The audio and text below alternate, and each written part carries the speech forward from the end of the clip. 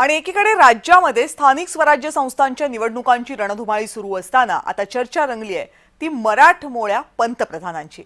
आगामी मराठमोळ्या पंतप्रधानांची काँग्रेसचे नेते आणि महाराष्ट्राचे माजी मुख्यमंत्री पृथ्वीराज चव्हाण यांनी एक दावा केलाय आणि त्यामुळे देशाच्या राजकारणात खळबळ आहे। येत्या महिन्याभरामध्ये मराठी माणूस पंतप्रधान होऊ शकेल असा दावा पृथ्वीराज चव्हाण यांनी केलाय।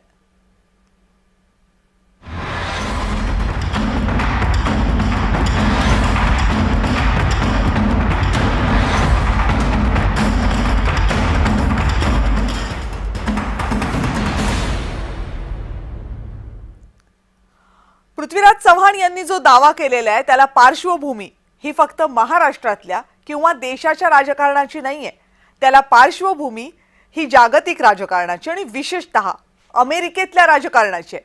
कारण अमेरिकेतल्या संसदेमध्ये जेफ्री एप्स्टीन प्रकरणावर 10,000 पानांचा एक अहवाल मांडण्यात आलाय। या प्रकरणाचे सर्व धागेदोरे समोर आले तर त्याचा भारताच्या राजकारणावर परिणाम होईल असं पृथ्वीराज चव्हाण यांचं म्हणणं आहे। जेफ्री एप्स्टीन प्रकरणामुळे भारताच्या राजकारणामध्ये मोठे बदल होतील इतकंच नाही तर पुढच्या काही दिवसांमध्ये मराठी माणूस पंतप्रधान झाल्यास आश्चर्य वाटायला नको असा दावा माजी मुख्यमंत्री पृथ्वीराज चव्हाण यांनी केलाय आणि त्यांच्या याच दाव्यामुळे अनेक तर्कवितर्क सुरू झाले। हा विषय हा राज्य पातळीचा नाहीये, हा कराडचा तर नाहीच आहे, हा देश पातळीचा आहे।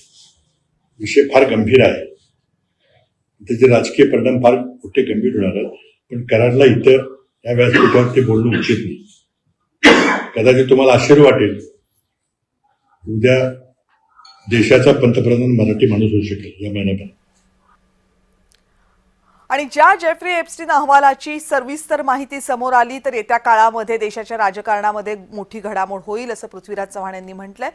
त्या अमेरिकेच्या एप्स्टीन कागदपत्रांचा विषय आंतरराष्ट्रीय विषय बनला। अधिक माहिती मिळाल्यानंतर यावर सविस्तर भूमिका मांडेन असंही चव्हाणांनी म्हटलंय।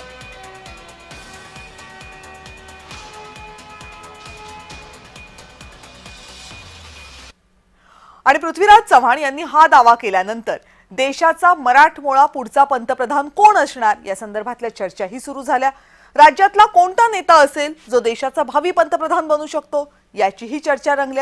पंतप्रधानपदी राज्यातील कोणत्या आघाडीच्या नेत्याची वर्णी लागू शकते याबाबत तर्कवितर्क लावले जात आहेत। दोन नावं यामध्ये आघाडीवर आहेत। एक आहे अर्थात महाराष्ट्राचे सध्याचे मुख्यमंत्री देवेंद्र फडणवीस आणि दुसरं नाव आहे केंद्रीय मंत्री नितीन गडकरी यांचं। राज्यातले हे दोनही नेते राजकारणामध्ये चांगलेच मुरलेले आहेत, त्यामुळे दोघांच्या नावाची चर्चा भावी पंतप्रधान म्हणून होतीये। या सगळ्या प्रकरणावर राजकीय विश्लेषक मकरंद मुळे यांनी काय प्रतिक्रिया दिली बघूया। आपल्या बुद्धीचा, आपल्या चातुर्याचा, आपल्या अनुभवाचा आणि आपल्या अभ्यासाचा उपयोग अशा प्रकारे उपद्रव मूल्य करण्याकरता सुब्रमण्यम स्वामी वापरतात, परंतु त्यामुळेच त्यांच्या विश्वासार्हतेवर नेहमी प्रश्न निर्माण होतो। आताही त्यांनी केलेलं ट्विट, त्या ट्विटचं डिलीट करणं आणि त्या ट्विटचं करणं आणि डिलीट करण्याच्या निमित्ताने माध्यमात, विशेषतः समाज माध्यमात होणारी चर्चा, यातून सुब्रमण्यम स्वामींना काय मिळवायचंय याचीच चर्चा होत आहे। त्यामुळे सुब्रमण्यम स्वामींचं एकूण जे आत्ताचं जे वागणं आहे आणि सातत्य वागण्यातलं जे ते अनिष्टता हेच त्यांच्या वागण्यातली सातत्य आहे। त्यामुळे चर्चेत राहणं, बातमीत राहणं हा त्यांचा स्वभाव आहे। आणि आता राज्यसभेला कुठून जायचं हाही त्यांच्या समोर एक प्रश्न असणार आहे। बरं, त्यांनी काही केवळ इथेच केलं असं नाहीये, त्यांनी सोनिया गांधींच्या विरोधातही वक्तव्य केलेली आहे। त्यामुळे नेमकं गांभीर्यपणे काय घ्यायचं हा मुद्दा आहे। आणि ज्या एप्स्टीन अहवालाबद्दल ही सगळी चर्चा सुरू झालेली आहे तो अहवाल अमेरिकेच्या संसदेमध्ये सादर करण्यात येतोय। 10,000 पानांचा हा अहवाल आहे आणि या संदर्भातली सगळी कागदपत्र जाहीर करण्यासाठी दबाव आहे। एप्स्टीन प्रकरणामध्ये डोनाल्ड ट्रम्प यांच्यावर गंभीर आरोप आहेत। कागदपत्र उघड झाली तर ट्रम्प सरकार धोक्यात येण्याची शक्यता आहे।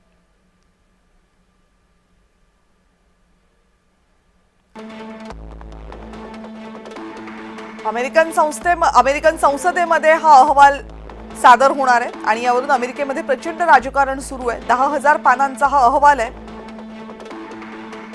आणि या संदर्भातील सर्व कागदपत्र जाहीर करण्यासाठी दबाव असल्याचं सुद्धा म्हटलं जाते। या प्रकरणात डोनाल्ड ट्रम्प यांच्यावर गंभीर आरोप आहेत. अर्थात हे प्रकरण काही नवं नाहीये. गेल्या अनेक दिवसांपासून अमेरिकेमध्ये याची चर्चा आहे आणि त्यामुळे कागदपत्र उघड झाली तर ट्रम्प सरकार धोक्यात येण्याची शक्यताही आहे.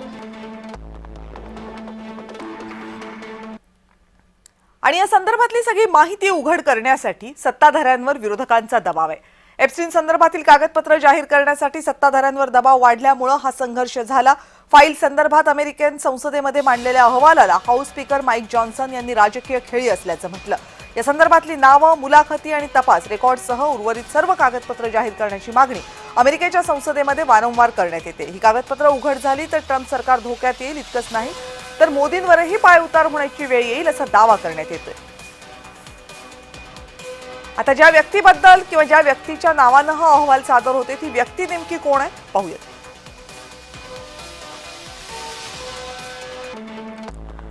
जेफ्री एप्स्टीन हा प्रसिद्ध अमेरिकन उद्योजक होता. एप्स्टीनवर अल्पवयीन मुलींच्या लैंगिक शोषणाचे गंभीर आरोप अमेरिकेमध्ये होते. अल्पवयीन मुलींची तस्करी केल्याचाही आरोप त्याच्यावर होता. 2019 मध्ये त्याला अटक करण्यात आली होती आणि त्यानंतर तुरुंगामध्येच एप्स्टीनचं निधन झालं. त्याच्या संदर्भात माहिती लपवल्याचा आरोप अमेरिकेचे अध्यक्ष डोनाल्ड ट्रम्प यांच्यावर आहे. या प्रकरणामध्ये अनेक प्रमुख व्यक्तींची नावं असल्याचा दावा केला जातोय. याबाबतची माहिती सार्वजनिक करण्याची मागणी विरोधकांकडून वारंवार सातत्यानं केली जाते. या प्रकरणात ट्रम्प यांच्या नावाचा समावेश असल्याचा संशय या अगोदरही व्यक्त झालाय. आणि जेफ्री एप्स्टीन फाईल उघड करण्यासंदर्भातील चर्चेच्या दरम्यान माईक जॉन्सन यांनी एक स्फोटक वक्तव्य केले. फाईल उघड करण्यासाठीचा डेमोक्रॅट्स प्रयत्न करतायत तर राजकीय नाटक आहे असा आरोप आहे त्यांचा आणि अहवाल उघड करण्याचा दबाव हा पक्षपाती खेळी असल्याचं त्यांचं म्हणणं आहे.